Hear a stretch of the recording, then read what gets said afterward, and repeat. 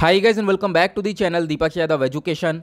Welcome to the Daily Hindu News and Editorial Analysis of 5th of August 2021. तो guys आज है तारीख 5 अगस्त 2021 और है थर्सडे। देखेंगे आज का the Hindu complete newspaper. The Hindu complete newspaper को एनालाइज करेंगे, बट लेक्चर में आगे बढ़ने से पहले अगर आप लोगों को ये कंप्लीट न्यूज़पेपर का पीडीएफ चाहिए तो क्या करना है, सबसे पहले डाउनलोड करना है टेलीग्राम और फिर जाकर सर्च बॉक्स में टाइप करना है Deepak Yadav education. As you can see guys आप लोगों को ये वाला चैनल मिल जाएगा, इस पर क्लिक करना और जाकर इस चैनल को ज्वाइन कर लेना। देखो अगर आप लोगों को इस तरीके से ये चैनल नहीं मिलता है तो नीचे डिस्क्रिप्शन बॉक्स में आप सभी लोगों को टेलीग्राम का लिंक दिया गया है, वो लिंक इसी चैनल का है। जैसे आप उस पर क्लिक करोगे ऑटोमेटिकली ये चैनल ओपन हो जाएगा, इसको जाकर ज्वाइन कर लेना। नाउ ज्वाइन करने से फ़ायदा क्या होगा, यहाँ पर आपको डेली बेसिस पर द हिंदू न्यूज़पेपर मिल जाता है, डेली करंट अफेयर के वीडियो का पीडीएफ मिल जाता है, डेली बहुत सारे डिजिटल नोट्स मिल जाते हैं और ये सारी चीज़ें मिलती हैं बिल्कुल फ्री में, तो जाकर इसको ज़रूर ज्वाइन करना। नाउ बढ़ते हैं आगे, और आगे बढ़ने से पहले हमेशा की तरह हम लोग अपने लेक्चर को एक मैप के क्वेश्चन के साथ स्टार्ट करेंगे। तो आज आप सभी लोगों को मैप में जाकर देखना है बोट्सवाना को कहाँ पर है ये एग्जैक्टली लोकेटेड, इंडिया के कंपैरिजन में कहाँ पर है, अच्छे से मैप में देखना। फिर आकर नीचे कमेंट सेक्शन में टाइप करना, जिससे कि आप लोग इसको लंबे समय तक याद रख पाओगे। तो चलो शुरुआत करते हैं। यह आज का सबसे पहला आर्टिकल। देखो यहाँ पर हो क्या रहा है, आपको मालूम होगा पार्लियामेंट के अंदर मॉनसून सेशन चल रहा है और उस सेशन के दौरान जो है बहुत सारे बिल्स वगैरह भी पास हो रहे हैं। देखो ये चीज़ें हो रही हैं एक तरफ, लेकिन दूसरी तरफ क्या हो रहा है, जो बहुत सारी अपोजिशन पार्टीज़ हैं वो प्रोटेस्ट कर रही हैं इसी मॉनसून सेशन के दौरान। अब ये प्रोटेस्ट किस चीज़ को लेकर हो रहा है, तो बेसिकली दो टॉपिक्स है जिनको लेकर ये प्रोटेस्ट जारी है। एक तो यहाँ पर मुद्दा उठाया गया है पेगासस स्पाईवेयर का। यहाँ पे ओपोजिशन पार्टी का कहना यह है कि सरकार ने पेगासस स्पाईवेयर का इस्तेमाल किया है, साइबर अटैक का इस्तेमाल किया है एक तरीके से बहुत सारे जर्नलिस्ट के ऊपर, बहुत सारे गवर्नमेंट ऑफिशियल्स के ऊपर, तो ये पूरी तरह से गलत है, तो इसको लेकर प्रोटेस्ट हो रहा है। दूसरा मुद्दा यहाँ पर फार्मर प्रोटेस्ट का आपको देखने को मिलेगा, जो कि पिछले साल 3 फार्म लॉज लेकर आए गए थे, उसी के रिगार्डिंग यहाँ पर ये ओपोजिशन पार्टीज प्रोटेस्ट करती हुई नजर आएंगी। ओके, सिंपल से समझ में आ गया। इन दो मुद्दों को लेकर ये प्रोटेस्ट जारी है, बहुत सारी अपोजिशन पार्टीज मिलकर ये काम कर रही हैं, जैसे कि आप कह सकते हो यहाँ पर कांग्रेस हो गया, तृणमूल कांग्रेस हो गया, और डीएमके, समाजवादी पार्टी, आरजेडी, एनसीपी, शिवसेना, ये सारी पार्टीज आपको यहाँ पर देखने को मिल जाएंगी। ठीक है, और भी यहाँ पर इसके अंदर नाउ अब यहाँ पर देखो हुआ क्या है कि जो राज्यसभा के चेयरमैन है वेंकैया नायडू साहब, इन्होंने क्या करा, इन्होंने अपोजिशन पार्टीज के सामने यहाँ पर ये बोला कि आप लोग क्या कर सकते हो, डिस्कशन कर सकते हो इस फार्मर प्रोटेस्ट के मुद्दे के ऊपर। ठीक है, देखो इतना बवाल करने की ज़रूरत नहीं है, आराम से डिस्कशन करो, शांतिपूर्वक हम लोग सोल्यूशन निकाल लेंगे। लेकिन इस चीज़ को जो ओपोजिशन पार्टीज़ हैं उन्होंने रिजेक्ट कर दिया है पूरी तरह से, यहाँ पर इस प्रकार से डिस्कशन करना ही नहीं है, ऐसा यहाँ पर आपको रिजेक्शन देखने को मिल जाएगा। ठीक है, ओपोजिशन पार्टीज़ का कहना यह है कि हम लोग को दोनों मुद्दे के ऊपर डिस्कशन करना है, चाहे वो पेगासस साइबर अटैक हो प्लस उसके बाद यहाँ पर फार्मर प्रोटेस्ट हो, तो दोनों ही चीज़ों के ऊपर यहाँ पे बातचीत हमें करनी है। तो ये आपको मुद्दा देखने को मिलेगा, इसमें और ज़्यादा कुछ भी नहीं है कि जो हम लोग याद रख सकें, जो हमारे एग्जाम के लिए इंपॉर्टेंट हो। बस ये छोटी सी चीज़ है जो कि ये है कि हम लोग थोड़ा सा आइडिया रख सकते हैं, क्योंकि आने वाले टाइम पर इसी के रिगार्डिंग और भी बहुत सारे आर्टिकल्स आएंगे, तो हम लोग उसको ईजिली कैच कर पाएंगे। ओके, नाउ यहाँ पे एक छोटे छोटे आर्टिकल हैं, ये आर्टिकल आगे डिटेल में दिए गए हैं, आगे हम लोग डिस्कशन करने वाले हैं। राज्यसभा के अंदर लगभग कल के दिन 3 बिल पास हो चुके हैं 1 घंटे के अंदर, और वो जो बिल है वो कौन कौन से आगे हम लोग बात करने वाले हैं। काफ़ी इंटरेस्टिंग ये वीडियो होने वाला है, और वीडियो को लाइक ज़रूर कर देना, क्योंकि व्यूज़ तो आप लोग पहुँचा देते हो बहुत ज़्यादा, लेकिन यहाँ पर लाइक नहीं कर दो तो एक थोड़ा सा टाइम लगने वाला है, बस खाली यहाँ पर वीडियो को लाइक का बटन दबा देना। ठीक है, नाउ यहाँ पे और भी देखो, दूसरा जो आर्टिकल है वो यहाँ पर ये बताता है, जो कि टोक्यो ओलंपिक्स चल रहे हैं आज के टाइम पर, उसके अंदर जो भारत है वो आज के टाइम पर एक और मेडल की तरफ बढ़ चुका है, तो ये काफ़ी इंपॉर्टेंट चीज़ होने वाली है। ये हम लोग आज के दिन देखने वाले हैं, क्या इंडिया के पास एक और मेडल आने वाला है। तो यहाँ पे आप देख पाओगे ये जो पर्सनैलिटी है, इनका नाम है रवि दाहिया। ठीक है, अब जो ये रवि दाहिया हैं, इन्होंने एक तरीके से ये फाइनल के अंदर पहुँच चुके हैं। अभी एक मैच था, इन्होंने सेमीफाइनल वाला मैच जो है ये जीत चुके हैं। इन्होंने हरा दिया है कज़ाकिस्तान के जो नूरिस्लाम सनवे हैं इनको। अब यहाँ पे आप कह सकते हो ये रेसलिंग के अंदर हैं, और एक तरीके से अब यहाँ पर ये फाइनल के अंदर उतर चुके हैं। अब फाइनल मैच के अंदर ये पूरी की पूरी यहाँ पर संभावना यह है कि अब की बार हमारे पास एक और मेडल आ सकता है। ठीक है, उसी के साथ जो बॉक्सर लवलीना है, उन्होंने तो एक मेडल सेट कर दिया है, ब्रॉन्ज मेडल सेट कर ही दिया है विमेंस वेल्टर वेट के अंदर। ठीक है, उसी प्रकार से हो सकता है अभी फिर से हमारे पास एक और मेडल आए, तो ये काफ़ी बेहतरीन सी बात देखने को मिलेगी। इंडिया के पास अगर ये वाला मेडल आता है तो वो अपनी रैंक को बहुत ज़्यादा ऊपर एकदम से जंप करवा सकता है। उसके बाद आप देख पाओगे जो ये रवि दाहिया हैं, ये 23 साल के हैं, हरियाणा से बिलोंग करते हैं, सेकंड इंडियन रेसलर बन चुके हैं, जो कि ओलंपिक फाइनल के लिए जो है क्वालिफाई कर चुके हैं। इनसे पहले वाले वो थे सुशील कुमार, ठीक है, जिन्होंने लंदन गेम्स के अंदर क्वालिफाई किया था फाइनल के लिए 2012 के अंदर, लेकिन अब इन्होंने फाइनल के लिए क्वालिफाई कर लिया है, ठीक है। तो अभी यहाँ पर आने वाले मैच जो होना है वो काफ़ी इंटरेस्टिंग होने वाला है और यहाँ पर आने वाले टाइम पर इस आर्टिकल के रिगार्डिंग बहुत ज़्यादा चर्चा होने वाली है। नाउ बढ़ते हैं आगे नेक्स्ट आर्टिकल की तरफ। यहीं पर आप लोगों ने ये वाला एक पिक्चर देखा होगा, ये जो बड़ा सा शिप है ना, इसको बोलते हैं एयरक्राफ्ट कैरियर, ठीक है। इसके ऊपर एयरक्राफ्ट्स वगैरह रख सकते हैं, ये एयरक्राफ्ट्स को कैरी कर सकता है। बहुत बड़ा ये साइज़ के अंदर होता है। आप देख सकते हो जो छोटे छोटे शिप है वो कितने छोटे नज़र आ रहे हैं। हालांकि जो छोटे वाले शिप हैं उनका साइज़ भी बहुत बड़ा है, लेकिन हुआ क्या है, ये हमने खुद बनाया है इस एयरक्राफ्ट कैरियर को। अब इसको एक तरीके से यहाँ पे नेवी के अंदर ज्वाइन करवाया जाएगा अगले साल, और आप कह सकते हो ये एक बहुत इंपॉर्टेंट रोल प्ले करने वाला है। तो इसी के रिगार्डिंग एक और आर्टिकल है, चलो इसके बारे में डिस्कशन करते हैं। यहाँ पे आप लोग देख सकते हो कि मेड इन इंडिजीनियस जो एयरक्राफ्ट कैरियर है इसका ट्रायल हो चुका है शुरू। ये है विशाल सा साइज़ इस एयरक्राफ्ट का, और यहाँ पर एक्सपेक्ट ये किया जा रहा है ये नेवी को ज्वाइन करेगा अगले साल, और इसका नाम दिया जाएगा INS Vikrant, Indian naval ship Vikrant, ठीक है। आप कह सकते हो यहाँ पर अभी सी ट्रायल होगा इसका। और एक तरीके से देखो, पहले तो क्वेश्चन आप लोगों के लिए यह है कि इस एयरक्राफ्ट को इंक्लूड करते ही भारत के पास कितने एयरक्राफ्ट कैरियर हो जाएंगे। मैं एयरक्राफ्ट कैरियर को पूछ रहा हूँ, ये ज़रूर बताना नीचे कमेंट सेक्शन में, ठीक है। 40,000 टन का यहाँ पर आपको ये देखने को मिलेगा। इसके ऊपर काम बहुत पहले से चल रहा है, लगभग 2007 से ही जो है इसके ऊपर काम चल रहा है। आज के टाइम पर ये चीज़ें कंप्लीट होती हुई नज़र आई हैं। आज के टाइम पर देखो, ये चीज़ मैं बिल्कुल नहीं बताऊंगा, अभी मैं बताने वाला था कि हमारे पास कौन सा एयरक्राफ्ट कैरियर है। ये आप लोगों को बताना है कि हमारे पास कौन सा एयरक्राफ्ट कैरियर है इस समय, और एक तरीके से इसको मिलाकर कितने हो जाएंगे। ये बहुत इंपॉर्टेंट चीज़ है और काफ़ी बार बता चुका हूँ इसके बारे में, बहुत बार हम लोगों ने इसके बारे में डिस्कशन किया है, चाहे हमने वो प्रोजेक्ट 75I के बारे में डिस्कशन किया हो या बहुत सारी चीज़ें डिस्कशन की हो, वहाँ पे मैं रेगुलर बताता हुआ आया हूँ।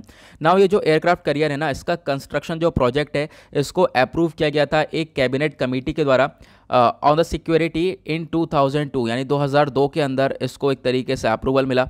और अब यहाँ पर इसके अंदर जो काम शुरू हुआ था वो हुआ था 2007 के अंदर, जब यहाँ पर इसका कंस्ट्रक्शन पूरी तरह से साइन किया गया एक CSL कंपनी के द्वारा, ठीक है। तो यहाँ पर कोचिन जो शिपयार्ड लिमिटेड है इसके थ्रू यहाँ पर साइन किया गया और फिर उसके बाद इसके ऊपर ये काम शुरू किया गया। और आज के टाइम पर आप कह सकते हो ये पूरी तरह से तैयार हो चुका है, ट्रायल जारी है, और जो इस प्रोजेक्ट के ऊपर पूरा का पूरा जो पैसा लगा है वो है 20,000 करोड़ रुपए तक का। अब क्वेश्चन ये होगा, क्या भारत ने अकेले पूरा का पूरा इस एयरक्राफ्ट कैरियर को बना लिया है? देखो, हम पूरा नहीं कह सकते, इसके अंदर इटालियन फर्म भी है जिसका नाम है फिनकैंटियरी, इन्होंने भी हेल्प करी है इसको डिज़ाइन करने में। साथ ही साथ कुछ सिस्टम इंटीग्रेशन रशिया का भी कहीं ना कहीं छोटा सा रोल देखने को मिलेगा, बट जो एक मेजर रोल होता है वो इंडिया ने प्ले किया है। इंडिया ने अपना बहुत कुछ सामान लगाया है और एक तरीके से इंडिया के पास कैपेबिलिटी यह है कि अब हम लोग यहाँ पर इन चीज़ों को डेवलप कर सकते हैं। तो ये एयरक्राफ्ट कैरियर IAC-1 ये ट्रायल के लिए छूट रहा है, तो यहाँ पर आप देख पाओगे इसकी इमेज है, तो इसके बारे में ध्यान रखना है। एक इंपॉर्टेंट ये आर्टिकल है, आने वाले टाइम पे बहुत ज़्यादा चर्चा होने वाली है। वनडे एग्जाम सभी एग्जाम के लिए इंपॉर्टेंट है, प्लस हमारे लिए जो UPSC पर्सपेक्टिव है वो उसके लिए भी काफ़ी ज़्यादा इंपॉर्टेंट देखने को मिलेगा। आगे बढ़ते हैं नेक्स्ट आर्टिकल की तरफ। नाउ यहाँ पे आता है एक आर्टिकल, चर्चा हो रही है एयर क्वालिटी कमीशन बिल को क्लियर कर दिया गया है। कहाँ के लिए? दिल्ली के लिए, नेशनल कैपिटल रीजन के लिए यहाँ पे इसको क्लियर किया गया। लोकसभा ने वेडनेसडे में इस पूरे बिल को पास कर दिया है और कल लोकसभा के अंदर भी प्लस राज्यसभा के अंदर भी बहुत सारे बिल्स पास हुए हैं। अभी मैं आपको बताऊंगा। पहला बिल जो है इसके बारे में हम चर्चा कर रहे हैं, इसका नाम है air quality management for national capital region and adjoining areas. अब क्या है, देखो नाम से आप लोगों को समझ में आ रहा होगा, एयर क्वालिटी को लेकर चर्चा हो रही है, बिल्कुल कहीं ना कहीं मतलब पॉल्यूशन को टैकल करने की बात हो रही होगी। बिल्कुल सही आपने समझा है। नाउ ये जो बॉडी है एक तरीके से आप कह सकते हो, जैसे मैंने आपको बताया, ये जो बॉडी है एयर क्वालिटी मैनेजमेंट की, ये जो पूरा का पूरा बॉडी है, इसके अंदर आपको फुल टाइम चेयरपर्सन देखने को मिलेंगे, ठीक है, बहुत सारे मेंबर्स देखने को मिलेंगे और एक तरीके से बहुत सारी मिनिस्ट्रीज से अलग अलग मेंबर्स जो है रिप्रेजेंट करते हुए नज़र आते हैं। अब जो ये पूरा का पूरा सेंटर है ना, ये आज के टाइम पर बहुत सारी दिक्कतें फेस कर रहा है। और अब क्या हो रहा है कि देखो एक तरीके से जो एयर पोल्यूशन है वो काफ़ी हद तक बढ़ता हुआ भी नज़र आ रहा है। तो ये जो एयर कमीशन है पूरा का पूरा, ये टैकल करेगा इस पूरे के पूरे एयर पोल्यूशन के साथ में। और आज के टाइम पर जो एक मेजर पोल्यूशन, ये स्टबल बर्निंग भी देखने को मिलती है, यानी कि जो ये फार्मर्स वगैरह आप कह सकते हो कि एक बार क्रॉप उगा ली जाती है, उसके बाद यहाँ पर जो भी उसकी बची कुची चीज़ होती है उसको जला दिया जाता है, ठीक है, ताकि जो है आप कह सकते हो कि वापस से जो है क्रॉप्स को उगाया जा सके। नाउ जो स्टबल है, इस बची कुची जो क्रॉप को जला दिया जाता है, उसकी वजह से और भी बहुत सारा पोल्यूशन क्रिएट होता है। तो यहाँ पर इसके ऊपर भी फोकस किया जाएगा, ठीक है, ये आपको ध्यान देना है। तो बेसिकली यहाँ पर ये लोग पोल्यूशन को कम करने के लिए पूरी की तरह से यहाँ पे काम करने वाले हैं। सेंटर ने बोला है, ये जो नई ऑर्गेनाइजेशन है ये एक तरीके से परमानेंट बॉडी होगी जो कि इस पूरे के पूरे पोल्यूशन को एड्रेस करेगी, कहाँ पर, दिल्ली के अंदर। और साथ ही साथ जो दिल्ली के साथ बहुत सारे एरियाज़ हैं जैसे कि पंजाब, राजस्थान, हरियाणा, उत्तर प्रदेश, तो इन सभी जगह पर भी यहाँ पर कहीं ना कहीं ये टैकल करता हुआ नजर आएगा। तो जितनी भी पावरफुल बॉडीज़ हैं यहाँ पर बहुत सारा मतलब एक्शन अब दिखाने वाली हैं और एक साथ यहाँ पर काम करने वाली हैं और एक तरीके से पोल्यूशन को टैकल करने वाली हैं।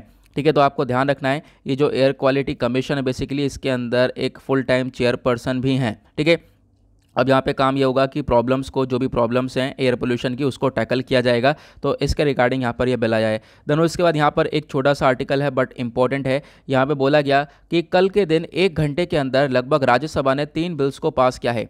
अब वो 3 बिल्स कौन कौन से हैं, देखो पहले ही तो देखो मैंने आपको बताया कि बिल्स अलग पास हो रहे हैं प्लस प्रोटेस्टिंग अलग हो रही है। मैंने अभी आपको आर्टिकल नंबर 1 में ही बताया था। तो लोग प्रोटेस्ट, जो अपोजिशन पार्टीज़ हैं वो प्रोटेस्ट कर रही हैं पेगासस स्पाईवेयर को लेकर, फार्मर प्रोटेस्ट को लेकर, लेकिन बिल्स भी लगातार पास हो रहे हैं। तो बिल के अंदर सबसे पहला बिल है limited liability partnership bill amendment bill 2021 और दूसरा बिल है deposit insurance and credit guarantee corporation amendment bill 2021। तीसरा बिल है airport economic regulatory authority bill 2021। इन दोनों के बिल के बारे में ऑलरेडी मैं डिस्कशन कर चुका हूं, लेकिन मैं आपको आइडिया देने वाला हूं। देखो होगा क्या, एक तरीके से जब ये पूरी की पूरी प्रोसेसिंग खत्म हो जाती है तो मैं कोशिश ये करूंगा जितने भी बिल्स पास हुए हैं, ठीक है, जितने भी बिल्स पास हुए हैं सबको एक वीडियो में कवर करने की मेरी कोशिश रहेगी ताकि आप लोगों को थोड़ा बहुत यहाँ पे इजी हो जाए कि चीज़ों को आराम से क्लियर कर पाओ। एक साथ हमारे पास सारे बिल्स होंगे ना तो हम लोग इसको अच्छे से क्लियर भी कर पाएंगे। आपने देखा होगा हमने कितने सारे बिल्स तो कवर कर ही लिए होंगे ऑलरेडी अभी तक। अब यहाँ पर और भी अभी बिल्स हैं, अभी आने वाले टाइम पर और भी यहाँ पर ये बिल्स देखने को मिलने वाले हैं। ठीक है, आप लोग बताना ज़रूर कि हाँ एक वीडियो अलग से बना दूँ क्या मैं इन बिल्स के ऊपर, तो इसके बारे में ज़रूर अपनी राय देना। नाउ यहाँ पे क्या है कि देखो जो limited liability partnership amendment bill 2021 है, एक तरीके से यहाँ पर ये एंकरेज करेगा इकोसिस्टम को, जो स्टार्टअप इकोसिस्टम होते हैं, जो छोटे मोटे बिजनेस होते हैं जो कि शुरुआत करते हैं, जो स्टार्टअप्स होते हैं ना, तो उनको यहाँ पे पूरी तरह से सपोर्ट करेगा। और जो ईज़ ऑफ डूइंग बिजनेस होता है यानी कि भारत के अंदर बिजनेस करना काफ़ी आसान हो जाए, इसको बहुत ज़्यादा प्रमोट करेगा। ठीक है, तो यहाँ पर ये काम होने वाला है। और जो ये वाला बिल है ना इसको 20 मिनट के अंदर पास कर दिया गया है और एक तरीके से यहाँ पर कोई इतनी डिबेटिंग वगैरह देखने को मिली नहीं और फटाफट जो है इसको पास किया गया क्योंकि यहाँ पे स्टार्टअप्स को सपोर्ट किया जा रहा है, प्लस जो भारत के अंदर ईज़ ऑफ डूइंग बिजनेस है उसको एक तरीके से आगे बढ़ाने की कोशिश की जा रही है। उसके बाद यहाँ पे जो दूसरा बिल पास हुआ है इसका नाम है deposit insurance and credit guarantee corporation amendment bill 2021। अब देखो यहाँ पे क्या होता है ना कि मान लो आपने पैसा जमा किया है किसी बैंक के अंदर, ठीक है, अब वो बैंक जो है कहीं ना कहीं डूब चुका है। अब जब बैंक डूब गया है तो आपको डूबने के बाद कितना पैसा मिल रहा है, अभी तक यहाँ पर 1 लाख रुपये आपको मिल जाता है। ठीक है, ऐसी चीज़ें देखने को मिलती हैं। लेकिन अब जो ये अमेंडमेंट हुआ है ना इस बिल के अंदर, तो इसमें यह बोला गया कि आप लोगों को जिसका भी पैसा डूबा है उसको 1 लाख नहीं मिलेगा, उसको 5 लाख मिलेगा। ठीक है, तो यहाँ पर इस बिल के अंदर ये डिस्कशन किया गया है। मैंने डिटेल में चर्चा करी थी सैटरडे वाले दिन। ठीक है, इस बिल के बारे में मैंने आपको नोट्स प्रोवाइड करवा दिए हैं टेलीग्राम चैनल पर।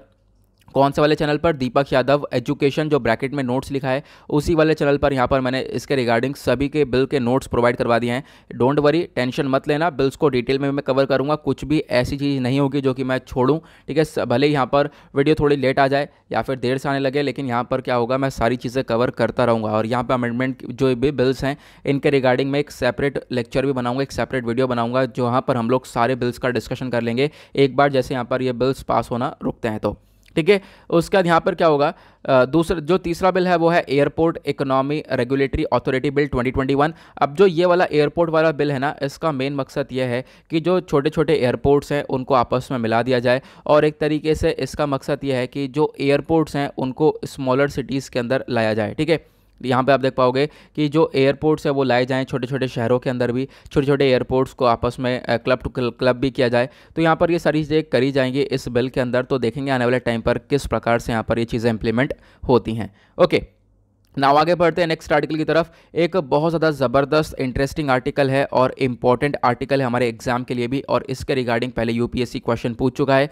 देखो यहाँ पे बोला यह जा रहा है कि हम लोगों को ज़रूरत है किस चीज़ की। देखो हम लोगों को यहाँ पर यह बोला जा रहा है कि एक तरीके से आज के टाइम पर जो फास्ट ट्रैक स्पेशल कोर्ट है ना उसको एक तरीके से आगे हम लोग को तेज़ी से कंटिन्यू करना होगा, ऐसा यहाँ पर बोला गया है।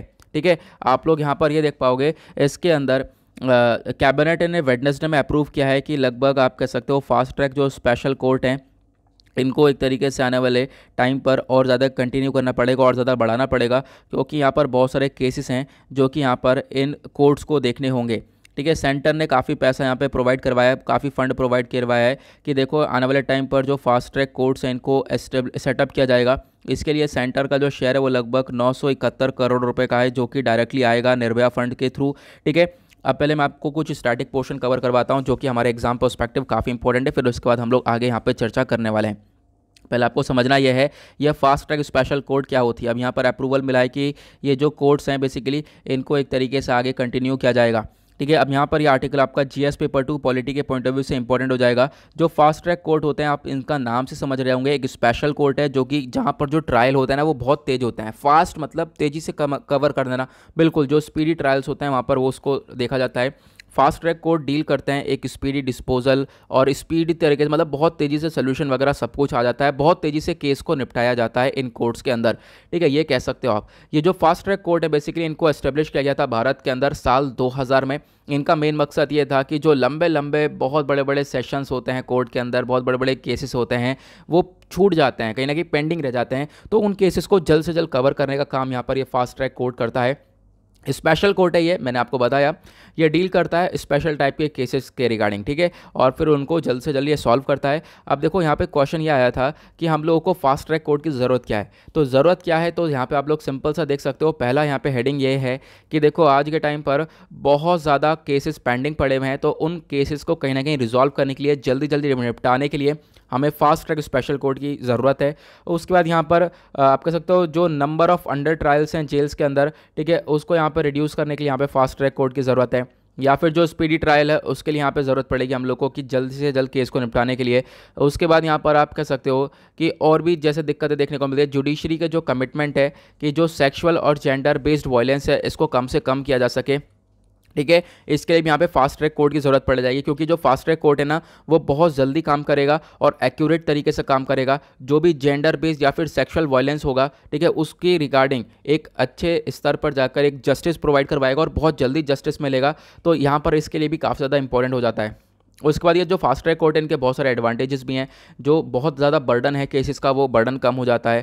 ठीक है, और स्पेशलाइजेशन जो प्रोफेशनलिज्म है, ठीक है, इसको प्रमोट करता है। मतलब बहुत सारे लोग हैं अलग अलग फील्ड से बिलोंग करते हैं, बहुत सारे रिटायर्ड जज हैं जो कि हाई कोर्ट डिस्ट्रिक्ट कोर्ट से बिलोंग करते हैं, वो लोग कहीं ना कहीं अपना रोल प्ले करते हुए नजर आते हैं। ठीक है, उसके बाद यहाँ पे आप कह सकते हो कि जो जुडिशल एफिशिएंसी है इसको और ज़्यादा इंप्रूव करता है, इसको और ज़्यादा इफेक्टिव बनाता है, क्योंकि आप कह सकते हो लगातार जो स्पीडी ट्रायल चलते चलते जो ये फास्ट ट्रैक है इसकी जो एफिशिएंसी है ये काफ़ी हद तक बढ़ जाती है और बढ़ चुकी है। ठीक है, हाई केस जो है क्लियरेंस रेट होता है, मतलब कि जो केस होते हैं मतलब अच्छी तरीके से निपटाए जाते हैं, बिल्कुल जस्टिस अच्छी तरीके से प्रोवाइड किया जाता है। लेकिन इन कोर्ट के रिगार्डिंग कुछ दिक्कतें भी हैं। दिक्कत यह है कि दिक्कत सबसे बड़ी यही है कि हमारे पास जो केसेस हैं वो काफ़ी ज़्यादा पेंडिंग पड़े हैं आज के टाइम पर। साथ ही साथ अलग अलग टाइप के अलग अलग वैराइटीज़ के केसेस देखने को मिल जाते हैं। उसके बाद जो टेक्नोलॉजिकल बैरियर्स आज के टाइम पर टेक्नोलॉजी के अंदर काफ़ी सारी दिक्कतें देखने को मिलेंगी, वो भी एक बहुत बड़ा इशू है फास्ट ट्रैक स्पेशल कोर्ट के अंदर। ठीक है, तो यहाँ पर आपको ध्यान देना है। नवा आज के टाइम पर जो ये स्कीम है एक तरीके से इसको लॉन्च किया गया था और गवर्नमेंट ने यहाँ पर एक तरीके से अपना टारगेट सेट किया था कि लगभग 1,66,882 जो केसेस हैं रेप के हो गए या फिर पोक्सो एक्ट के अंदर हैं, तो उनका ट्रायल जल्दी से जल्द किया जाएगा इन फास्ट ट्रैक स्पेशल कोर्ट्स के अंदर। लेकिन क्या हो रहा है, चीज़ें अच्छे से इंप्लीमेंट हो नहीं रही हैं। फिर उसके बाद कोविड आया, उसके बाद भी यहाँ पर चीज़ें अच्छे से इंप्लीमेंट नहीं हुई है ना। वो यहाँ पर अब वेडनेसडे में अप्रूवल ये मिला है कि लगभग जो 1023 फास्ट ट्रैक स्पेशल कोर्ट हैं इनको कंटिन्यू किया जाएगा आने वाले 2 साल के लिए। और यहाँ पर पैसा प्रोवाइड करवाया गया, कितना प्रोवाइड किया जाएगा, लगभग 1,572 करोड़ रुपये यहाँ पर प्रोवाइड किया जाएगा ताकि ये चीज़ें अच्छे से इंप्लीमेंट हो पाएँ। आई होप आपको ये क्लियर हो गया होगा। नाउ बढ़ते हैं नेक्स्ट आर्टिकल की तरफ। तो यहाँ पे आप देख पाओगे कि एक आर्टिकल ये देखने को मिलेगा, मतलब यहाँ पे कोई एग्जाम से रिलेटेड इंपॉर्टेंट आर्टिकल नहीं है, जो कि एग्जाम से रिलेटेड होगा, जहाँ पे हम लोग कुछ लिख सकते हैं, वहाँ पे मैं डेफिनेटली कवर करने वाला हूँ। यहाँ पे एक आर्टिकल देख पाओगे, सुप्रीम कोर्ट जो है आज के टाइम पर बहुत सारी प्ली के बारे में सुनवाई करने वाला है। जो वो सारी जो पिटीशन है वो किसके रिगार्डिंग डाले गए थे, वो सारे पिटीशन थे पेगासस स्पाईवेयर के रिगार्डिंग। तो वो जो जितने भी पिटीशन है बेसिकली उनकी सुनवाई होगी आज के दिन सुप्रीम कोर्ट के अंदर। तो यहाँ पर उसी के बारे में ये आर्टिकल दिया गया है। नाउ यहाँ पे आप देख सकते हो नेक्स्ट पेज पर, तो यहाँ पे बात हो रही है लगभग 50% जो पैसा है वो अलाउट कर दिया गया है। किसके लिए, जो आज के टाइम पर एमपी लेड प्रोजेक्ट चल रहा है ना, उसके अंदर 50% जो फंड है वो अलाउट ऑलरेडी कर दिया गया है।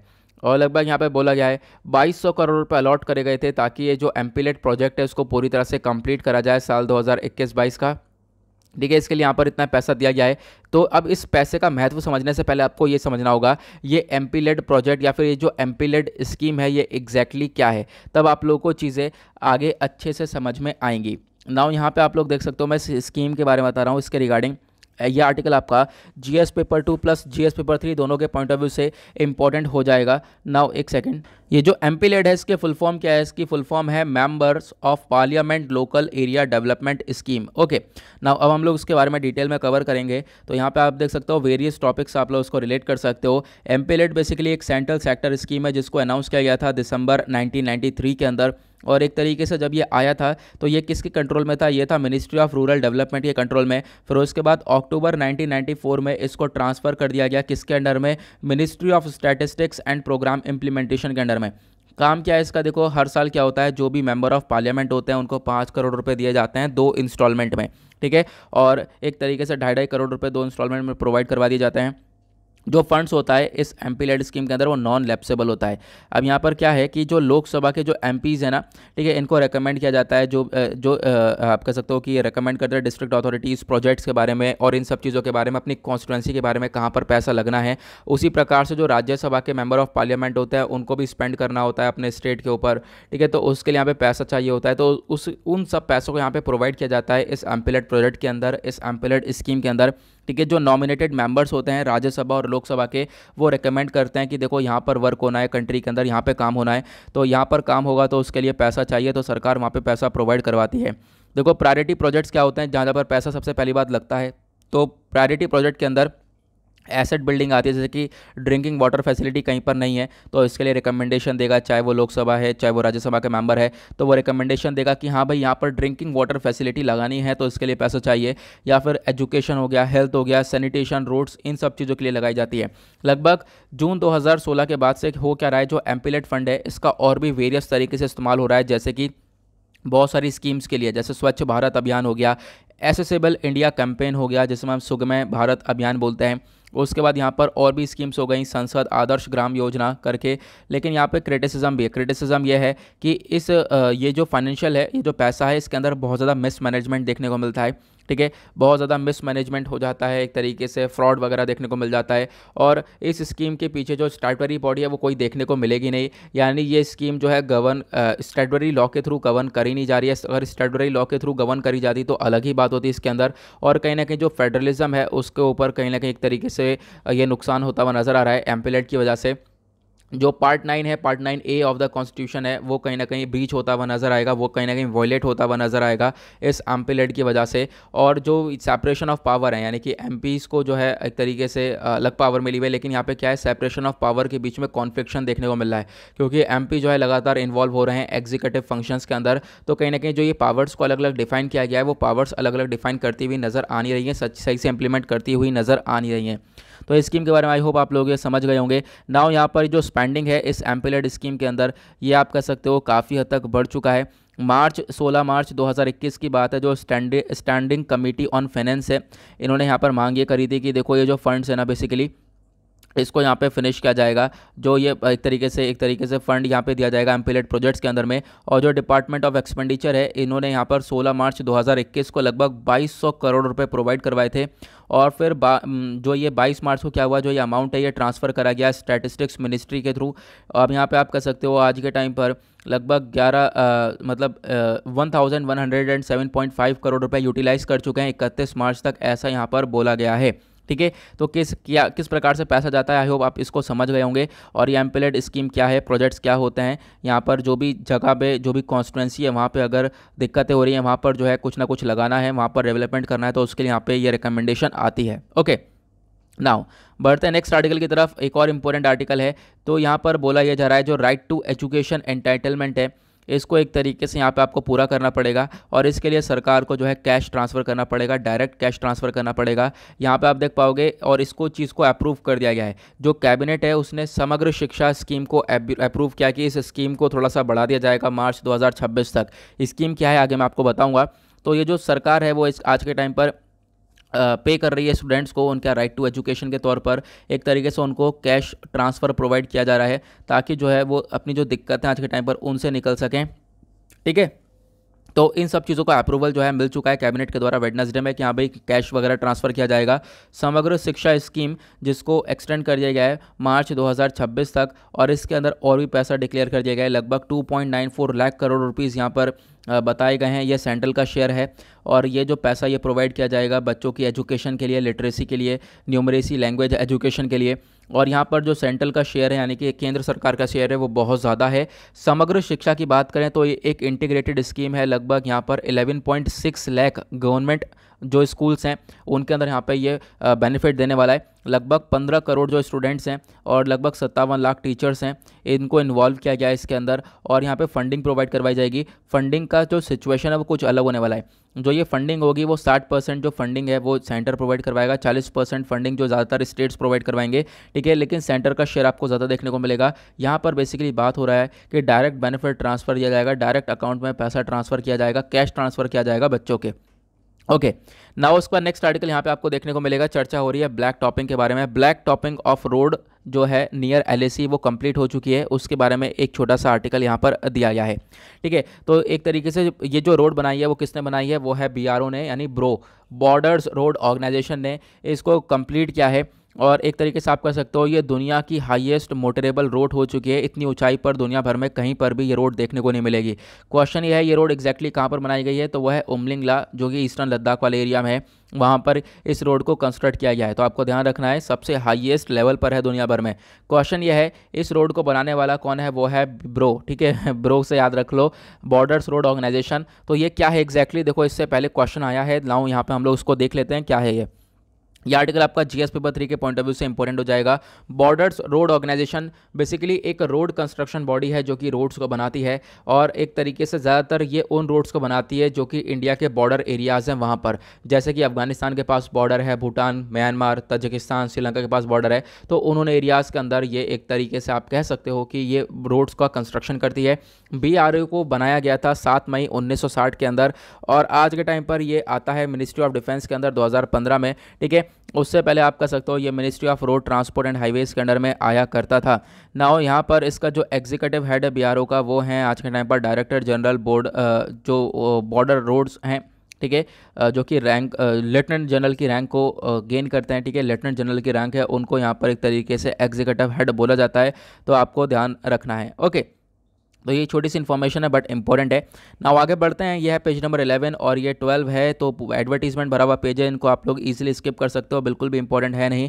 पेज नंबर 13 पर आएंगे, दैट इज़ वर्ल्ड सेक्शन। देखो यार वही चर्चा हो रही है, तालिबान तो यहाँ से इस पेज पर से इस जगह से हटा ही नहीं है पिछले अगर हम बात करें 2-3 सप्ताह से। तो तालिबान क्लेम करता है जो भी अभी अटैक हुआ था मंडे में, ठीक है, आपको मालूम होगा कि मंडे में एक अटैक हुआ था, ठीक है, बॉम्ब एंड गन अटैक हुआ था डिफेंस मिनिस्टर के ऊपर। तो यहाँ पे तालिबान क्लेम करता है ये अटैक हमने किया था। अब यहाँ पर देखो ये अटैक छोटा सी चीज़ है, आने वाले टाइम पर और भी अटैक्स देखने को मिल सकते हैं अगर यहाँ पर सिचुएशन सही नहीं होती है। तो तालिबान ने वेडनेसडे में क्लेम किया, रिस्पॉन्सिबिलिटी ली है, जो बड़ा सा बॉम्ब अटैक हुआ था काबुल में, ठीक है, डिफेंस मिनिस्टर के ऊपर, वो उसके पीछे जिम्मेदार ये हैं, ठीक है। एक तरीके से इन्होंने यहाँ पर क्लेम किया है, और यहाँ पर आने वाले टाइम पर और भी बहुत सारे अटैक्स ये देखने को मिल जाएंगे। तो ऐसा यहाँ पर तालिबान के स्पोक्स पर्सन का भी कहना है, ठीक है। तो ये चीज़ें हैं।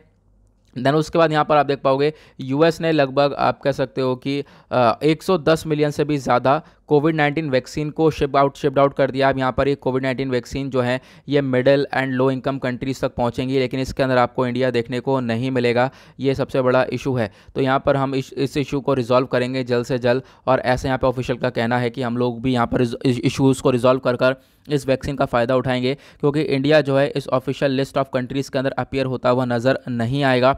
और जो US है इसने वैक्सीन यहाँ पर देनी चालू कर दी है, अभी तक यहाँ पर चालू नहीं करी थी। नाउ इसमें एक चीज़ ये भी बोली जा रही है, जो फाइज़र वैक्सीन है वो अभी भी यहाँ पर अप्रूवल के लिए अप्लाई नहीं है, तो उसको भी यहाँ पर भारत के अंदर पहले अप्रूवल के लिए अप्लाई होना पड़ेगा। और बहुत सारी जो वैक्सीन है अलग अलग तरह की US भेज रहा है अलग अलग कंट्रीज़ में, Pfizer, Moderna, Johnson and Johnson. तो यहाँ पर बाकी कंट्रीज़ को फ़ायदा होगा ही होगा। इंडिया डेफिनेटली चाहेगा कि इंडिया के पास भी यहाँ पे वैक्सीन आए और इंडिया को भी यहाँ पर इसका फ़ायदा होता हुआ नज़र आए। देन आगे बढ़ते हैं, और क्या है हमारे लिए इंपॉर्टेंट, तो यहाँ पर आता है page number 14, that is business section. Business section पे इकोनॉमी से रिलेटेड आर्टिकल है, कोई भी नहीं है, हाँ एक है आर्टिकल। चर्चा हो रही है CERT ने यहाँ पर बोला कि लगभग यहाँ पर 6 लाख के आसपास साइबर सिक्योरिटी इंसिडेंट देखने को मिले हैं साल 2021 के अंदर। ये क्या है मुद्दा, तो देखो यहाँ पे आपको ध्यान से समझना है, Indian computer emergency response team है जिसको बोला गया है CERTN। अब यहाँ पर इन्होंने ऑब्जर्व ये किया, ऑब्जर्व करते हुए बोला लगभग 6 लाख साइबर सिक्योरिटी के जो इंसिडेंट्स हैं वो यहाँ पर देखने को मिले हैं पिछले 6 महीने में, साल 2021 के अंदर। मतलब जनवरी से लेकर 2021 जून तक 2021 के अंदर बहुत ज़्यादा 6 लाख के आसपास साइबर सिक्योरिटी के इंसिडेंट देखने को मिले हैं, जिसमें से लगभग 12,000 तो गवर्नमेंट ऑर्गेनाइजेशन से रिलेटेड हैं।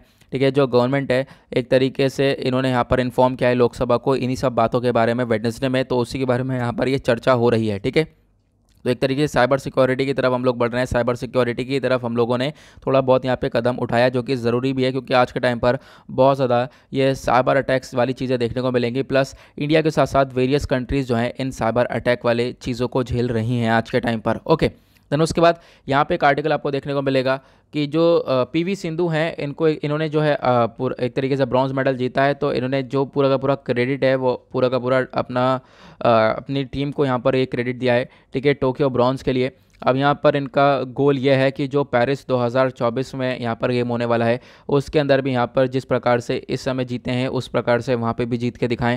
ठीक है, तो यहाँ पर इसके बारे में एक ये छोटा सा आर्टिकल है। बाकी मैं यहाँ पर रवि दहिया के बारे में बता ही चुका हूँ क्या है एग्जैक्टली मुद्दा, ये हम लोगों ने पेज नंबर 1 के ऊपर डिस्कशन किया था।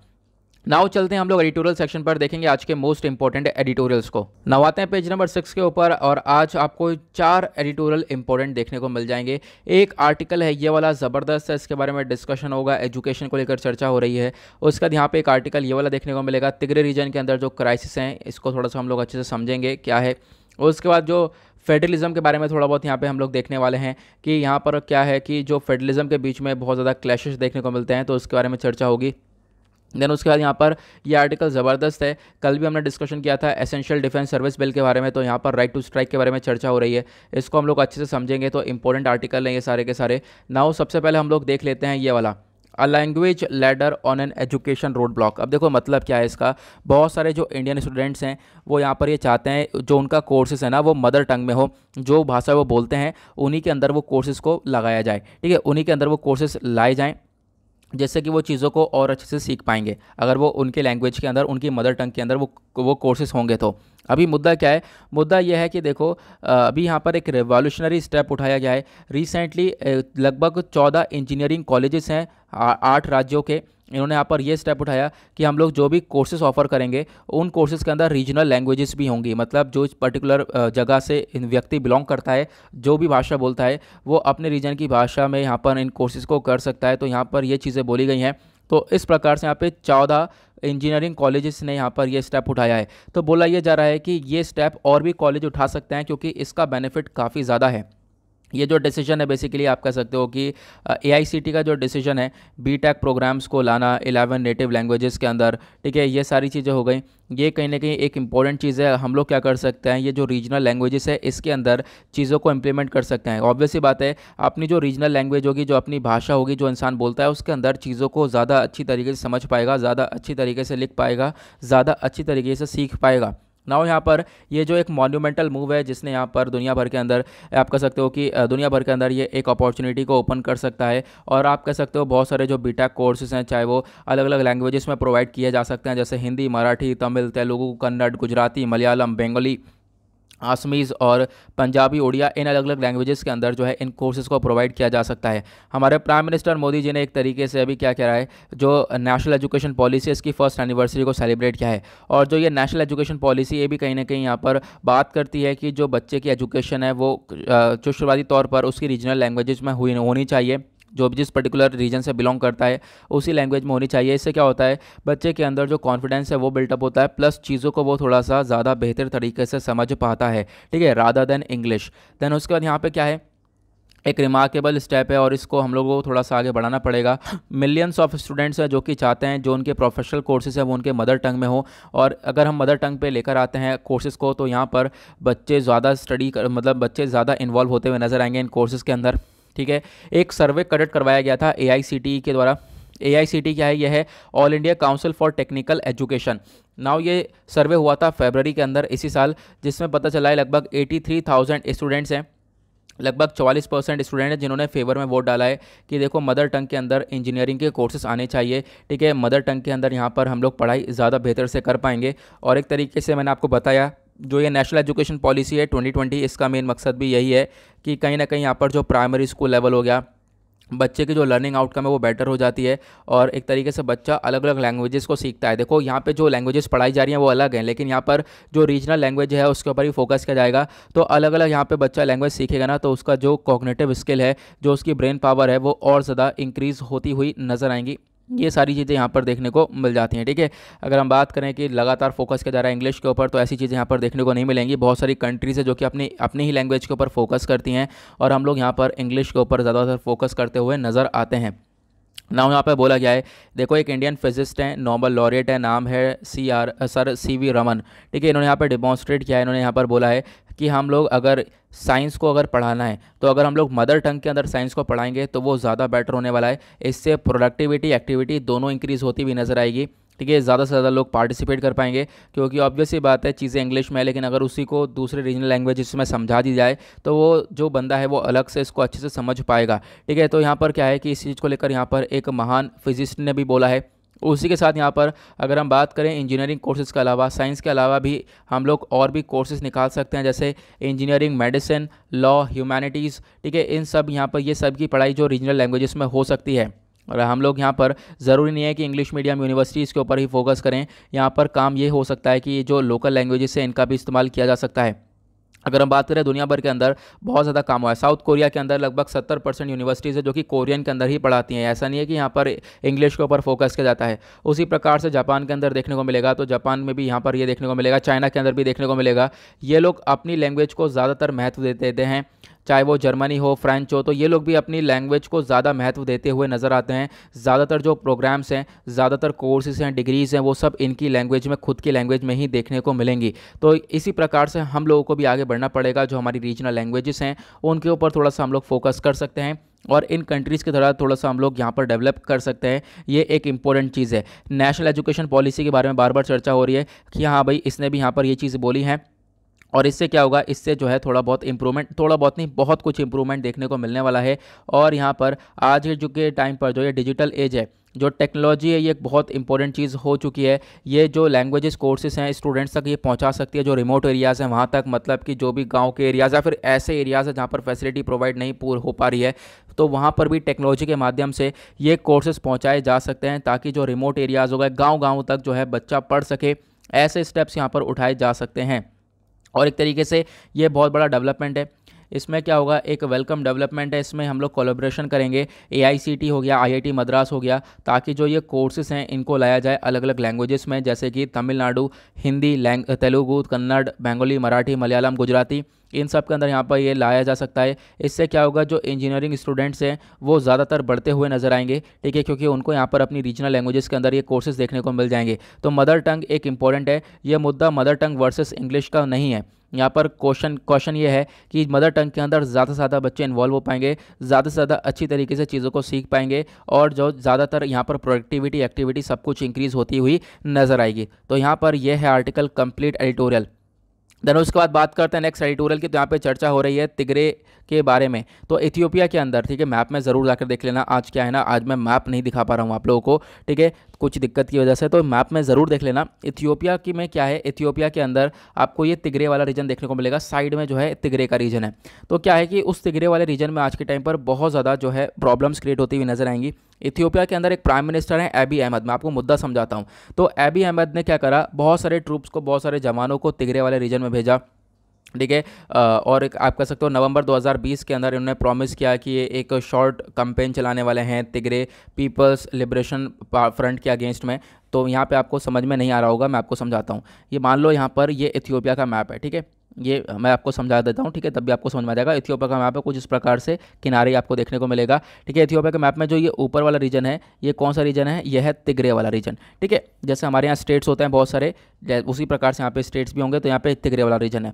लेकिन ये जो पूरा इथियोपिया है, ऑब्वियस ही बात है, जब यहाँ के प्राइम मिनिस्टर चूज हो के आए तो पूरे इथियोपिया के ऊपर तो हक होगा, बिल्कुल यहाँ पे पूरे इथियोपिया के ऊपर रूल चलेगा। तो प्राइम मिनिस्टर कौन है? एबी अहमद। ठीक है, अब यहाँ पर एबी अहमद देखने को मिलेंगे, चूज होकर आ चुके हैं। लेकिन अब क्या है, तिग्रे वाले रीजन के अंदर एक पार्टी है, पॉलिटिकल पार्टी, जिसका नाम है टीपीएलएफ। यहाँ पे टीपीएलएफ आपने नाम सुना होगा, तिग्रे पीपल्स लिबरेशन फ्रंट।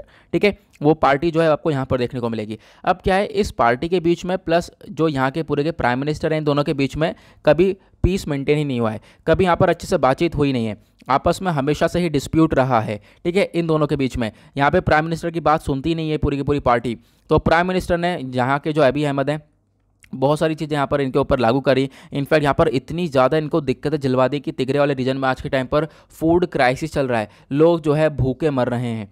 ठीक है, ऐसी दिक्कत आज के टाइम पर ये देखने को मिल रही है। तो प्राइम मिनिस्टर का कहना यह है कि भाई प्राइम मिनिस्टर मैं हूँ यहाँ का, एबी अहमद ये प्राइम मिनिस्टर मैं हूँ। ठीक है, तो इस पूरे एरिया का पूरे मतलब पूरे इथियोपिया का, तो इथियोपिया के अंदर तिग्रे वाला रीजन भी आता है, लेकिन तिग्रे वाले रीजन के अंदर जो ये पॉलिटिकल पार्टी है, ये अपना कब्जा कर रखी है, पॉलिटिकल पार्टी यही चल रही है। ठीक है, ये एक तरीके से आप कह सकते हो कि ये कहीं ना कहीं ये दिक्कत वाली क्रिएट नज़र आ रही है आज के टाइम पर, दिक्कत वाली चीज़ें देखने को नज़र आ रही हैं कहाँ पर, इथियोपिया के अंदर। जो ये एबी अहमद हैं, इन्होंने अपनी यहाँ पर मिस्टेक वगैरह भी एक्सेप्ट करी, क्योंकि इन्होंने बहुत ज़्यादा यहाँ पर एक तरीके से डिलीवरी वगैरह को रोक दिया था, ब्लॉकेट कर दिया था वहाँ पर, तो ताकि जो मतलब जो भी यहाँ पर डिलीवरीज़ वगैरह हैं, फूड डिलीवरीज़ वगैरह हैं, उनकी ब्लॉकेज हो चुका, और उसकी वजह से बहुत ज़्यादा फूड क्राइसिस आया। लगभग 3,50,000 लोग आज के टाइम पर इस हंगर से जूझ रहे हैं, बहुत सारे लोगों की डेथ हो चुकी है इस फूड क्राइसिस की वजह से। तो यहाँ पर ये चीज़ें देखने को मिल रही हैं। उसके बाद ऑथर ये बोलते हैं, ये जो मिस्टर एबी अहमद है ना, जो कि प्राइम मिनिस्टर हैं यहाँ के इथियोपिया के, ये एक नोबेल प्राइज़ विनर हैं, लेकिन फिर भी यार यहाँ पर ये इस तरह का स्टेप उठाया है जिससे कि यहाँ पर लोगों की जान गई है, लोग जो है हंगर में जूझते हुए नजर आएंगे। ठीक है, तो कहीं ना कहीं इसके बारे में चर्चा हो रही है, और यहाँ पर बोला गया है कि आने वाले टाइम पर देख सकते हैं कि किस प्रकार से इनके बीच में सोल्यूशन निपटता हुआ नज़र आता है। लेकिन यहाँ पर क्या होगा, ये जो पहली बात तो एक सोल्यूशन ये है कि जो एबी अहमद हैं, जो प्राइम मिनिस्टर हैं, उनको ये जो फूड सप्लाई वगैरह है, जो पनिशमेंट दे रहे हैं तिग्रे के पीपल को, इसको रोकना पड़ेगा। क्योंकि यहाँ पर आप कह सकते हो कि इससे दिक्कत इतनी क्रिएट हो रही है कि लोगों की जान जा रही है, आम नागरिक मर रहा है। ठीक है, इनका डिस्प्यूट जो है वहाँ की पॉलिटिकल पार्टी से, लेकिन जो है इसके बीच में आम नागरिक मरता हुआ नजर आएगा। आम नागरिक को यहाँ पे फूड क्राइसिस की प्रॉब्लम देखने को मिल रही है, तो इन चीज़ों को कहीं ना कहीं रोकना पड़ेगा। तो एक सबसे पहली बात तो इस चीज़ के ऊपर यहाँ पर काम करना होगा। ओके, देन उसके बाद बात करते हैं नेक्स्ट आर्टिकल की तरफ। यहाँ पर चर्चा हो रही है clash of cultures in a federation, इसको लास्ट में डिस्कस करेंगे, पहले इसको डिस्कस करते हैं। यहाँ पे चर्चा हो रही है no fundamental right to strike.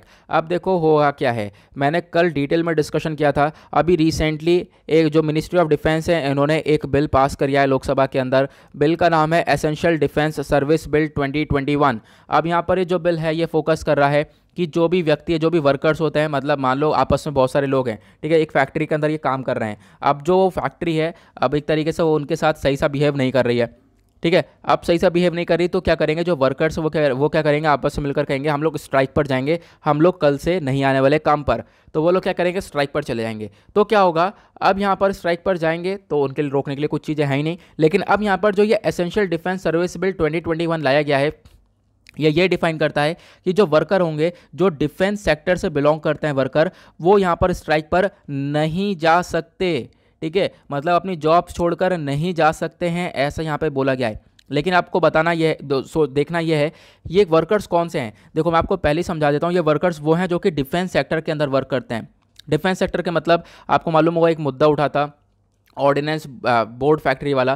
ठीक है, कि यहाँ पर क्या होगा कि सरकार जो है कहीं ना कहीं जो जॉब्स है वो प्राइवेटाइज कर रही है इन डिफेंस सेक्टर वालों की, यानी कि जो भी हमें डिफेंस इक्विपमेंट की ज़रूरत पड़ती है, मान लो हमें कोई गन्स, मिसाइल्स, इन सब की ज़रूरत पड़ती है, तो इन सबको कौन बनाता है, गन्स, बॉम्ब्स, ये सब कौन बनाता है, तो वो एक फैक्ट्री, बोर्ड फैक्ट्री बनाती थी, उसके अंदर बहुत सारे वर्कर्स काम करते थे। तो अभी यहाँ पर इनके साथ सही से यहाँ पर आप कह सकते हो कि सुझाव रहा नहीं।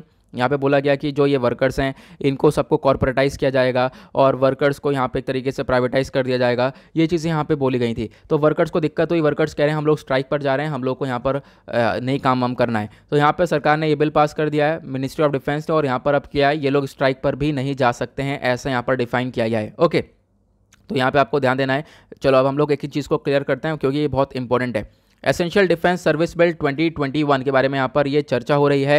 ये आर्टिकल आपका GS paper 2 plus GS paper 3 दोनों के पॉइंट ऑफ व्यू से इंपॉर्टेंट है। न्यूज़ में क्यों है, क्योंकि अभी हाल ही में जो गवर्नमेंट है उसने यहाँ पर एसेंशियल डिफेंस सर्विस बिल को एक तरीके से इनॉग्रेट किया, इसको एक तरीके से इंट्रोड्यूस कर दिया है। ठीक है, इनॉग्रेट कह रहा हूँ, इंट्रोड्यूस किया। अब यहाँ पे क्या होगा, ये बिल बेसिकली रोक लगाएगा किस पर, एजिटेशन के ऊपर, प्लस कोई प्रोटेस्ट ना होगा, साथ ही साथ कोई स्ट्राइक नहीं होगी। लेकिन ये सभी सेक्टर के अंदर नहीं है। कौन से सेक्टर के अंदर? डिफेंस सर्विस के अंदर। मान लो कोई फैक्ट्री है, ये बॉम्ब्स वगैरह बनाती है या फिर कोई भी चीज़ें बनाती है, ठीक है, डिफेंस इक्विपमेंट्स बनाती है, तो इसके अंदर बहुत सारे वर्कर्स काम कर रहे होंगे। तो ये जो चीज़ें इंप्लीमेंट होने वाली है, ये सिर्फ और सिर्फ डिफेंस सेक्टर वाले वर्कर्स के ऊपर ही इंप्लीमेंट होने वाली है और किसी सेक्टर के ऊपर इंप्लीमेंट नहीं होगी। तो इसके अंदर आप देख सकते हो कि यहाँ पर बोला गया है कि लोगों के पास ये जो राइट टू स्ट्राइक है, अब इसका ये राइट टू स्ट्राइक करने का हक है नहीं, और अगर चाहते हैं करना तो अगर आप कह सकते हो, अगर करना तब भी चाहेंगे तो कहीं ना कहीं इस बिल का वॉयलेशन होगा, और अगर इस बिल का वॉयलेशन होगा तो फिर यहाँ पर उनको पनिशमेंट भी मिलेगी। स्ट्राइक को समझाया इस प्रकार से गया है कि मतलब बहुत सारे लोग जो हैं आपस में मिलकर स्ट्राइक पर चले जाते हैं कि अब हम लोग कल से काम पर नहीं आएंगे, ठीक है, ये चीज़ें देखने को मिलती हैं। ये सब चीज़ आप लोग देख पाओगे, ये सब मैंने कल डिस्कस किया था डिटेल में। आप लोगों ने कल वाला वीडियो देखा होगा तो आप लोग यहाँ पर अच्छे से समझ गए होंगे। नाउ यहाँ पे देखो क्या है, ये इस चीज़ को हम लोग समझते हैं, ये तो आप लोग समझ गए होंगे, वो चीज़ मैंने आपको ऑलरेडी समझा दी है क्या क्या एग्जैक्टली। तो कि अगर मान लो किसी ने तब भी स्ट्राइक करी तो क्या होगा, इस बिल का वॉयलेशन होगा। इस बिल का वॉयलेशन होगा तो उस व्यक्ति को, उस वर्कर को सज़ा मिलेगी, 10,000 रुपये का फ़ाइन लग सकता है, प्लस यहाँ पर 1 साल की जेल हो सकती है, या फिर दोनों ही चीज़ें हो सकती हैं। उसके बाद यहाँ पर ये जो इलीगल स्ट्राइक है, अगर मान लो उसने यहाँ पर स्ट्राइक नहीं करी लेकिन फिर भी कहीं ना कहीं उसके अंदर वो पार्टिसिपेट कर रहा है, कहीं ना कहीं फंड प्रोवाइड करवा रहा है, किसी को पैसा दे रहा है, ठीक है, तो अगर वो पैसा वगैरह प्रोवाइड कर रहा है, मनी सप्लाई कर रहा है इस प्रोटेस्ट को बढ़ाने के लिए या फिर स्ट्राइक को बढ़ाने के लिए, तो उसके ऊपर तब भी यहाँ पर ये सज़ा बढ़ जाएगी, लगभग 15,000 का फ़ाइन होगा और 1 साल 2 साल की जेल हो सकती है, या फिर ये दोनों ही चीज़ें यहाँ पर देखने को मिल सकती हैं उस एम्प्लॉय के ऊपर। तो ये सारी चीज़ें यहाँ पर देखने को मिल जाती हैं, ओके। और यहाँ पर जितने भी पनिशमेंट है ना, बेसिकली ये मिलेगा बिना किसी इंक्वायरी के, लगातार यहाँ पर आप कह सकते हो कोई इंक्वायरी होगी नहीं, और ये सारा पनिशमेंट कॉग्निजेबल ऑफेंस है, मतलब कि जैसे ही पता चला कि हाँ भाई यहाँ पर ये काम किया गया है, बिल का वॉयलेशन हुआ है, तो क्या होगा, उस व्यक्ति के ऊपर बिना किसी इंक्वायरी के उसको अरेस्ट करने के लिए इमीडिएट अरेस्ट करने का ऑर्डर मिल जाएगा कि हाँ भाई इसको तुरंत ही सबसे पहले अरेस्ट किया जाए, ठीक है। नॉन बेलेबल ऑफेंस है, यहाँ पर एक तरीके से बेल भी नहीं प्राप्त हो पाएगी, ऐसा यहाँ पर बोला गया है, ओके।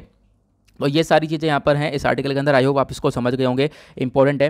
देन उसके बाद यहाँ पर आता है एक आर्टिकल जिसमें चर्चा हो रही है clash of cultures in a federation.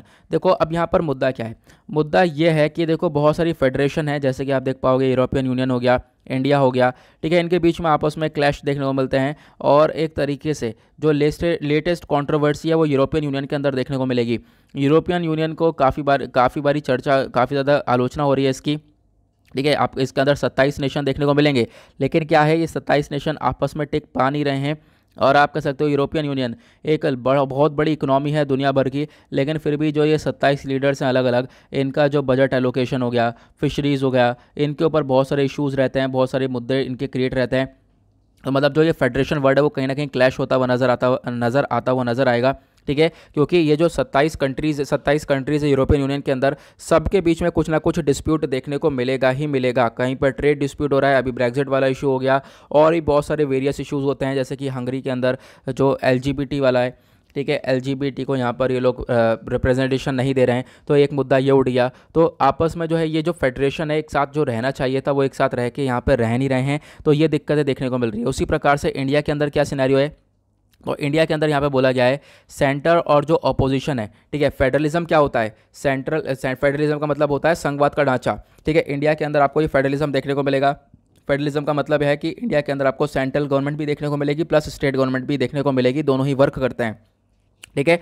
तो हुआ क्या है कि सेंट्रल और जो अपोजिशन स्टेट्स हैं ना, बेसिकली इन दोनों के बीच में ही बहुत ज़्यादा डिस्प्यूट देखने को मिलता है। तो यहाँ पर ये चीज़ें आम है, फेडरलिज्म का कॉन्सेप्ट यहाँ कहीं ना कहीं दिक्कत करता हुआ नजर आएगा। हमारे प्राइम मिनिस्टर जवाहरलाल नेहरू जी 1959 में इन्होंने क्या करा, जो भी कम्युनिस्ट गवर्नमेंट थी केरला के अंदर उसको हटाया, ठीक है, डिसलॉज किया कुछ स्पेशल ग्राउंड्स के ऊपर। ये जो यूनियन गवर्नमेंट का पैटर्न है ना, एक तरीके से एक सेंट्रल गवर्नमेंट एक तरफ हो गई, स्टेट गवर्नमेंट एक तरफ हो गई, तो इनके बीच में कहीं ना कहीं जो डिफेक्शन हो गए और भी दिक्कतें देखने को मिल जाती हैं, ठीक है, बहुत सारी दिक्कतें देखने को मिल जाती हैं। और इंडिया के अंदर भी आप देख पाओगे सेंट्रल और स्टेट के बीच में बहुत ज़्यादा झगड़े होते हुए नजर आते हैं। ये कोई बड़ी बात नहीं है, अभी वेस्ट बंगाल के बीच में देखने को मिला था, ठीक है, फिर स्टेट के बीच में सेंट्रल स्टेट के जो डिस्प्यूट्स हैं ये बहुत ज़्यादा देखने को मिलते हैं। तो कहीं ना कहीं जो ये फेडरल सिस्टम वाला कॉन्सेप्ट है, कहीं ना कहीं जो ये फेडरेशन वाला कॉन्सेप्ट है, ये वर्क करता हुआ नहीं नज़र आता है। ये चीज़ें यहाँ पर देखने को मिल जाती हैं। ठीक है, और आप कह सकते हो कि जो ये टेंशन है न्यू दिल्ली के बीच में और बहुत सारी अपोजिशन स्टेट्स के बीच में, ये टेंशन भी देखने को मिल जाती हैं। ठीक है, मतलब वही मतलब है कि सेंटर और स्टेट गवर्नमेंट के बीच में बहुत सारी टेंशन देखने को मिल जाती हैं। और जो एक टर्म है ना कोऑपरेटिव फेडरलिज्म, ये हमारे प्राइम मिनिस्टर नरेंद्र मोदी जी ने दिया है। तो यहाँ पे कहीं ना कहीं आज के टाइम पर ये कोऑपरेटिव फेडरलिज्म वर्क करता हुआ नज़र आएगा नहीं, क्योंकि सेंटर स्टेट के बीच में आपस में विवाद होते हुए नज़र आते हैं। कॉन्सेप्ट ये है कि चलो विवाद होते हुए नज़र आते हैं, हम लोगों ने देख लिया ये फेडरलिज्म एग्जैक्टली क्या होता है, ये बहुत इंपॉर्टेंट है। तो फेडरल सिस्टम के बारे में आपको पढ़ना है। आज के टाइम पर जो फेडरेशन है, दो टाइप्स की फेडरेशन होती है, एक होती है होल्डिंग टुगेदर फेडरेशन और दूसरी होती है कमिंग टुगेदर फेडरेशन। अब आज के टाइम पर जो इंडिया है वो है होल्डिंग टुगेदर फेडरेशन। ठीक है, इसके अंदर बहुत सारी पावर्स है, आप लोग देख पाओगे। सेंट्रल अथॉरिटी है, वर्क करती है, सेंट्रल अथॉरिटी के पास ज़्यादा पावर है, लेकिन सेंट्रल गवर्नमेंट स्टेट गवर्नमेंट दोनों अलग अलग गवर्नमेंट्स देखने को मिलेंगी। भारत के अंदर जो फेडरल सिस्टम है इसके कुछ अलग ही फीचर्स हैं। सबसे पहले यहाँ पे डुअल गवर्नमेंट पॉलिटी देखने को मिलेगा, मतलब दो सरकार देखने को मिलेगी, एक है सेंट्रल गवर्नमेंट और एक है स्टेट गवर्नमेंट। ठीक है, उसके बाद यहाँ पर आपको देखने को मिलेगा पावर्स अलग अलग बटी हुई हैं। बिल्कुल सेंट्रल गवर्नमेंट के पास अलग पावर है, स्टेट गवर्नमेंट के पास अलग पावर है। हमारे जो कॉन्स्टिट्यूशन है उसके अंदर कहीं ना कहीं रिजिडिटी देखने को मिलेगी। ठीक है, कहीं ना कहीं यहाँ पर स्थिरता देखने को मिलेगी। और साथ ही साथ जो जुडिशरी हमारी वो बिल्कुल इंडिपेंडेंट है। ठीक है, वो किसी के ऊपर डिपेंडेंट नहीं है। तो ये सारे फीचर्स हैं हमारे, कुछ ये चीज़ें यहाँ पर देखने को मिल जाती हैं भारत के अंदर। फेडरलिज्म का सिस्टम मैंने आपको बता दिया है। फेडरल सिस्टम क्या होता है? फेडरल सिस्टम के अंदर एक सेंटर स्टेट्स होती है और सेंट्रल गवर्नमेंट होता है और स्टेट गवर्नमेंट होता है, दोनों मिलकर यहाँ पे वर्क करते हैं। ये सारी चीज़ें देखने को मिल जाती हैं। लेकिन इंडिया को क्वाजी फेडरल बोला जाता है, क्योंकि इंडिया के अंदर देखो फेडरल वाला सिस्टम भी है, मतलब सेंट्रल स्टेट भी वर्क करते हैं, प्लस कहीं ना कहीं ऐसा भी नज़र आता है कि सेंट्रल गवर्नमेंट के पास ज़्यादा पावर नज़र आती है as compare to the state government. तो इसको क्वाजी फेडरल सिस्टम भी बोला जाता है, आपको इसके बारे में ध्यान रखना है। नाउ जो ये फेडरल सिस्टम है ना, इसके एलिमेंट्स को इंट्रोड्यूस किया गया था मॉडर्न इंडिया के अंदर, किसके द्वारा? हमारी सरकार के द्वारा। गवर्नमेंट ऑफ इंडिया एक्ट 1999 के थ्रू जो है यहाँ पर ये इनेक्ट किया गया। और तभी से ही आप कह सकते हो 1999 से ही अलग अलग पावर्स को सेपरेट कर रखा है, सेंट्रल गवर्नमेंट और जो है स्टेट गवर्नमेंट के बीच में पावर्स को अलग अलग बांट रखा है। लेकिन होता क्या है, तब भी हमने यहाँ पर बांट रखा कि आपस में मिलकर काम कर सकें, आपस में कॉपरेशन बना के चल सकें। लेकिन ये जो कॉन्सेप्ट है कहीं ना कहीं गड़बड़ाता हुआ नजर आएगा। आपस में ही जो ये फेडरेशन है इसके बीच में क्लैश देखने को मिल जाते हैं। ये चीज़ें यहाँ पर बताई गई हैं। आई होप आपको ये समझ में आ गया होगा। नाउ इसी के साथ करते हैं लेक्चर को समाप्त। हाँ, जो हमारे पिछले एडिटोरियल्स रह गए हैं 2 दिन के, देखो यहाँ पे बहुत सारे लोग पूछते हैं, बिल्कुल यहाँ पे 2 और 3 अगस्त के एडिटोरियल्स जो भी हमारे रह गए हैं ना, वो उन सब का डिस्कशन मैं संडे में एक सेपरेट सा वीडियो बनाकर अपलोड कर दूंगा। सो डोंट वरी, संडे तक थोड़ा सा इंतजार कर लो। ठीक है, टाइम मैनेजमेंट नहीं हो पाता है, तो जितने मैंने जैसा बताया आपका, कोई भी आर्टिकल छूटेगा नहीं, वो मेरी रिस्पॉन्सिबिलिटी है। तो मैं यहाँ पर संडे में उसका जो भी संडे का जो वीडियो आता है उसके अंदर इसको इंक्लूड कर देंगे, क्योंकि संडे के अंदर एडिटोरियल्स नहीं आते हैं। ठीक है, नाउ इसी के साथ करते लेक्चर को समाप्त। मिलते हैं आप लोगों से नेक्स्ट वीडियो में। आज के लिए bye bye, have a nice day, thank you and जय हिंद।